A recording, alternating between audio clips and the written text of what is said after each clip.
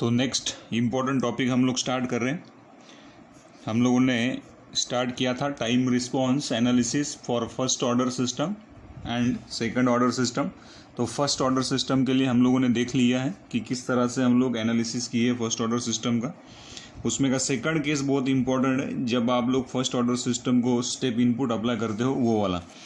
अब उसी तरह से हम लोगों के पास में सेकंड ऑर्डर सिस्टम भी रहेगा। तो this is the block diagram of your second order system. ये हम लोगों के पास में ब्लॉक डायग्राम रिप्रेजेंटेशन है सेकंड ऑर्डर सिस्टम का। फर्स्ट ऑर्डर सिस्टम का भी ब्लॉक डायग्राम रिप्रेजेंटेशन हम लोग देखे थे। तो उसी तरह से ये सेकंड ऑर्डर सिस्टम का ब्लॉक डायग्राम रिप्रेजेंटेशन है। अगर इसका आप लोग ट्रांसफ़र फंक्शन निकालोगे C of S divided by R of S, तो ये आप लोगों से बनना चाहिए omega n square divided by s square two zeta omega n s two zeta omega n S plus omega n square. तो ये बड़ा ही important transfer function second order system के लिए आप लोगों ने यहाँ पे निकाला है ये वाला। तो अगर रात को भी आप लोगों को नींद में से किसी ने उठाया और पूछा कि what is the transfer function for second order system, तो देन ये आप लोगों का बिल्कुल याद होना चाहिए। तो इसको आप लोगों को रट्टा मारना है। तो ये चीज़ अब तक पहली चीज़ है जो मैं आप लोगों को बोल रहा हूँ, जिसको आप लोगों को याद रखना है। तो this is nothing but your second order system transfer function omega n square divided by s square plus two zeta omega n S plus omega n square, है ना। इसको सेकंड ऑर्डर बोला है। यहाँ पे ऑर्डर कितना है, फिर सेकंड ऑर्डर मतलब order of your transfer function will be equals to कितना होना चाहिए, 2 होना चाहिए। तो देखो highest power of s present in a denominator, highest power of s present in a denominator is nothing but 2, so that the order of your system will become 2। तो order कितना है यहाँ पे, ऑर्डर आप लोगों का 2 है, क्योंकि highest power of S denominator में 2 है। ऑर्डर से क्या दिखाता है आप लोगों का कि टाइम कांस्टेंट कितने, फिर आप लोगों के टाइम कांस्टेंट जो भी रहेंगे वो 2 रहेंगे, या आप लोग ये भी बोल सकते हैं कि 2 मेमोरी स्टोरिंग एलिमेंट आप लोगों के क्या रहने वाले, प्रेजेंट रहने वाले सिस्टम में। इसलिए इसको क्या बोला आप लोगों ने, सेकंड ऑर्डर सिस्टम। अब यहाँ पे हम लोगों को एक प्रैक्टिकल सर्किट देखेंगे हम लोग सेकंड ऑर्डर सिस्टम का, लेकिन ध्यान में क्या रखना है, ये वाला इक्वेशन, इसको इक्वेशन नंबर 1 दे दो आप लोग। Omega n square divided by s square plus 2 zeta omega n S plus omega n square, where यहाँ पे लिख रहा हूँ मैं वेयर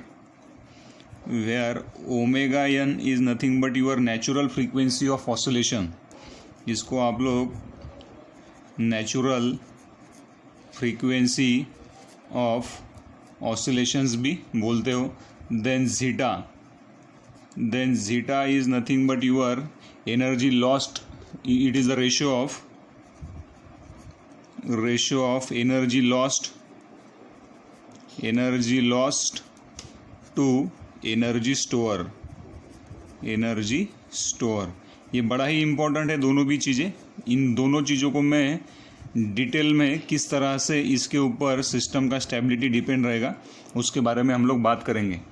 लेकिन omega in is nothing but your natural frequency of oscillation, ये हमेशा रेडियन पर सेकंड में रहेगा आप लोगों का, रेडियन पर सेकंड में। और दूसरा zeta ratio of energy loss to energy store.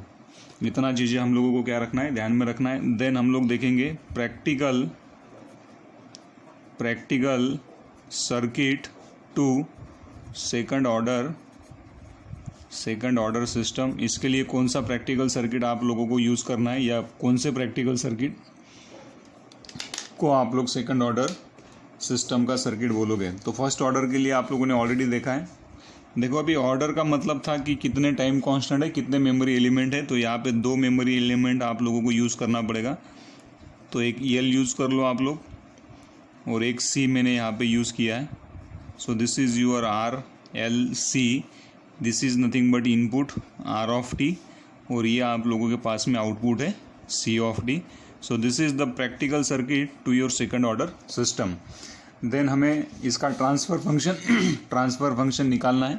तो ट्रांसफ़र फंक्शन अभी मैं डायरेक्टली निकालूंगा। इसको आप लोग लैप्लास डोमेन में क्या करो, कन्वर्ट करो। सो अभी इसको मैं यहीं पे निकाल रहा हूँ। लैप्लास डोमेन में L will become L S और कैपेसिटर विल बिकम 1/SC। तो ये लैप्लास डोमेन में उसका कन्वर्जन रहेगा। आप लोगों ने अलग से निकालना है सर्किट। सो लैप्लास डोमेन में कन्वर्जन करोगे तो L will become L s, capacitor will become 1/SC।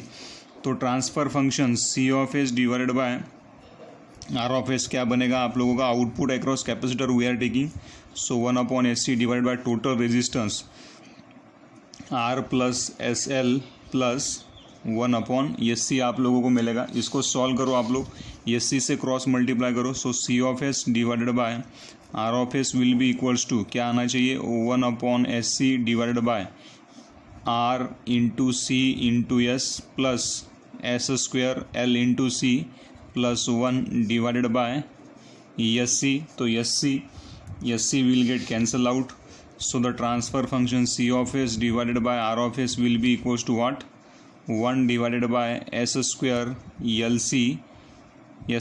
LC plus R C S plus 1 आप लोगों को मिलेगा, है ना। इसको स्टैंडर्ड फॉर्म में लेके आओ, क्योंकि जो आप लोगों ने सेकंड ऑर्डर सिस्टम का ट्रांसफ़र फंक्शन निकाला यहाँ पे वो S square plus 2 zeta omega n S plus omega n square है। The coefficient of S square should be 1।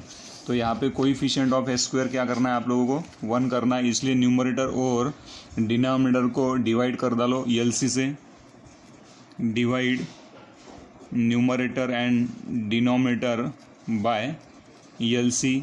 तो क्या होगा फिर, C of S divided by R of S will be equals to 1/LC divided by s square, ये RC divided by LC s plus 1/LC। कुछ इस तरह से दिखेगा हम लोगों को।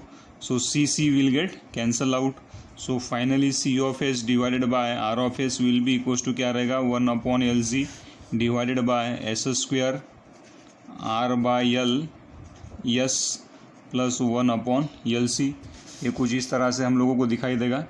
देन इसको दे दो आप लोग। So this is the final transfer function we are getting for second order practical system या प्रैक्टिकल सर्किट के लिए। आप लोगों का क्या रहेगा, आप लोगों को ट्रांसफ़र फंक्शन मिलेगा। इसको दे दो equation number 2। Now compare equation number 1 and 2। सो यहाँ पे लिख रहा हूँ मैं, कंपेयर इक्वेशन 1 एंड 2। ये बड़ा ही इंपॉर्टेंट कंक्लूजन हम लोग ड्रॉ कर रहे हैं, क्योंकि कॉम्पिटिटिव एग्जाम में डायरेक्ट क्वेश्चन आप लोगों को इसके ऊपर भी पूछता है कि find out what is the value of zeta for second order practical circuit, what is the value of omega n for second order practical circuit. तो कंपेयर करो अभी यहाँ पे। कंपेयर करने के बाद में आप लोगों को यहाँ पे दिखाई देगा कि यहाँ पे लिख रहा हूँ मैं, आप लोगों को दिखना चाहिए करके, C of S divided by R of s कितना आया हम लोगों के पास में, 1/LC divided by s square plus R/L s plus 1/LC, ये आया हुआ है। This is your equation number 2। Equation 1 और 2 को कंपेयर करो तो आप लोगों को पता चलेगा कि 2 जीटा ओमेगा एन, मतलब यस का कोएफिशिएंट कितना है वहाँ पे, 2 zeta omega n. So 2 zeta omega n will be equals to, यहाँ पे एस का कोएफिशिएंट कितना है, R/L। तो यहाँ पे रहेगा R/L, हैंस ये वाला रहेगा।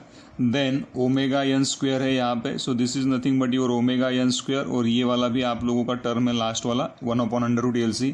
तो omega n square will be equals to what, 1/LC आएगा। Hence omega n will be equals to 1/√, क्या आना चाहिए, LC आएगा रेडियन पर सेकंड में।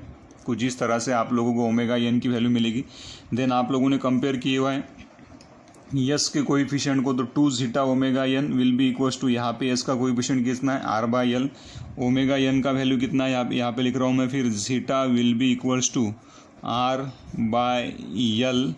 ये आप लोगों का आएगा यहाँ पे 2, ये इधर लेके जाओ, और omega n. Hence zeta will be equals to R/2 ले लो बाहर, है ना। ये 1/L एज इट इज़ रखो। ओमेगा एन का वैल्यू कितना है, 1/√LC आप लोगों का क्या है, वैल्यू है यहाँ पे 1/LC आप लोगों का क्या है, वैल्यू है आप लोगों का। देन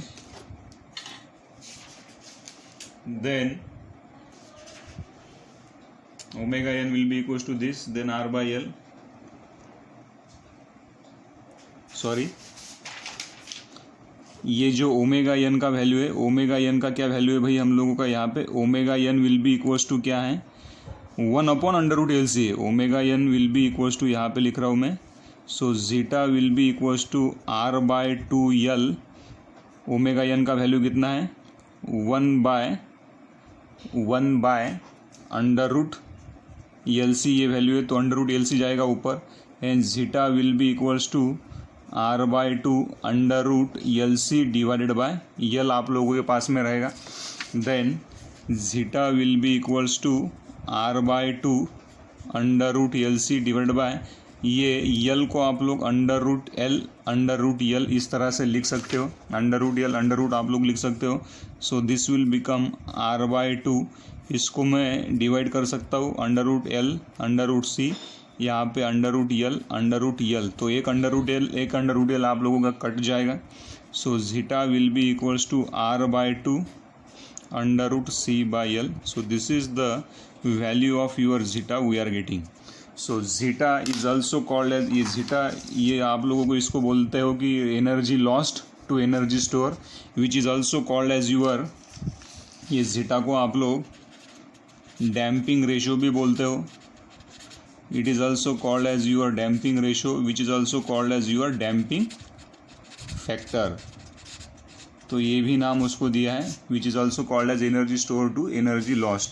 तो ये बड़ा ही इंपॉर्टेंट इक्वेशन आप लोगों ने क्या किया है यहाँ पे निकाला है, और ओमेगा एन का वैल्यू आप लोगों ने यहाँ से निकाला है। तो कॉम्पिटिटिव एग्जाम में सीधा ही आप लोगों को 4 ऑप्शन दे देगा, omega n will be equals to इतना फॉर प्रैक्टिकल सिस्टम के for practical second order system के लिए ये रहेगा। तो इस तरह से हम लोगों को कैलकुलेशन करते आना चाहिए। तो ये प्रोसीजर है ना, प्रैक्टिकल सेकंड ऑर्डर सर्किट है उसके लिए ओमेगा एन का क्या वैल्यू रहेगा और जीटा का क्या वैल्यू रहेगा, इस तरह से हम लोगों को निकालते आना चाहिए। Thank you.